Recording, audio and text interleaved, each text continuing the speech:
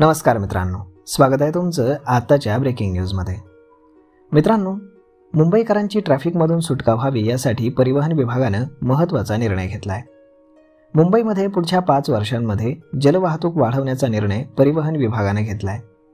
येत्या 3 महिन्यांमध्ये जलवाहतुकीचा आराखडा तयार करण्याचे आदेश देण्यात आलेत। मेट्रोप्रमाणेच जलवाहतुकीसाठी देखील स्वतंत्र प्रणाली विकसित केली जाणार आहे। पुढच्या 2 वर्षांमध्ये मुंबईकरांना वाहतुकीचा नवीन पर्याय मिळणार आहे। मुंबईच्या BKC मध्ये 2028 पर्यंत पॉड टॅक्सीची सेवा सुरू करण्यात येईल।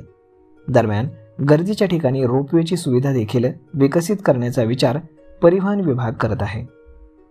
मुंबईतील वाहतूक सुरळीत व्हावी यासाठी जलवाहतुकीचा पर्याय समोर आहे। बेस्ट, मेट्रो याप्रमाणेच मुंबईमध्ये वॉटर मेट्रो आणि वॉटर टॅक्सी याकरता स्वतंत्र प्रणाली विकसित केली जाणार आहे। पुढच्या 3 महिन्यांमध्ये वॉटर ट्रान्सपोर्टचा आराखडा तयार करण्याचे आदेश हे देण्यात आलेत। मुंबईमध्ये महानगर क्षेत्रामध्ये खाडी आणि समुद्र मार्गाने शक्य तितक्या जास्त प्रमाणामध्ये वॉटर टॅक्सी सुविधा सुरू करून या सुविधेला शासन नियंत्रणाखाली आणलं जाणार आहे। वॉटर मेट्रो किंवा वॉटर टॅक्सी हे प्रकल्प PPP तत्वावरती चालवले जातील, त्यामुळे शासनाचा यामध्ये फार खर्च हा होणार नाही। सरकार केवळ जेट्टी बांधून देणार आहे। मुंबईकरांची वाहतूक अधिक सुरळीत व्हावी यासाठी 2028 पर्यंत BKC मध्ये पॉड टॅक्सी सुरू करण्यात येणार आहे।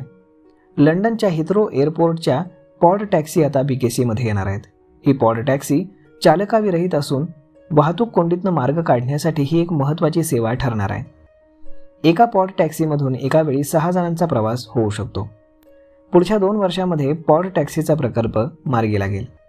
पॉड टॅक्सी करता बांद्रा ते कुर्ला दरम्यान मार्गिका निश्चित करण्यात आलेल्या आहेत आणि त्यासाठी आता सर्वेक्षण सुरू आहे।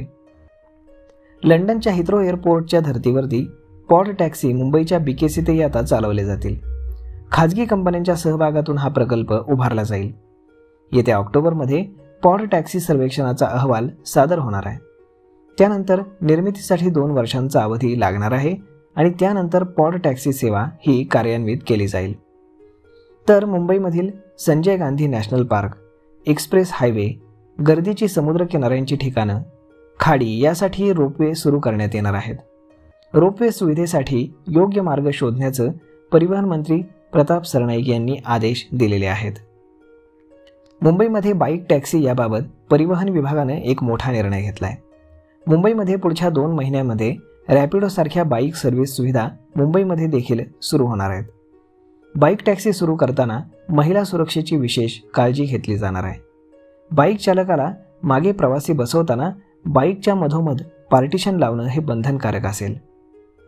तर मग मित्रांनो, अशा पद्धतीनं येत्या 5 वर्षांमध्ये जलवाहतूक, त्यानंतर BKC मध्ये पॉड टॅक्सी आणि बाईक टॅक्सीला आता मंजुरी तर मिळालेलीच आहे। तर अशा पद्धतीनं मुंबईच्या वाहतूक कोंडीवरती सरकार आता हिरिरीनं पर्याय शोधत आहे। तर यावरती तुमचं मत काय हे तुम्ही आम्हाला कमेंट करून नक्कीच सांगा। आणि जर हा व्हिडिओ तुम्हाला आवडला असेल तर आपल्या जवळच्या मित्रमंडळींसोबत देखील हा व्हिडिओ तुम्ही शेअर करायला विसरू नका। धन्यवाद।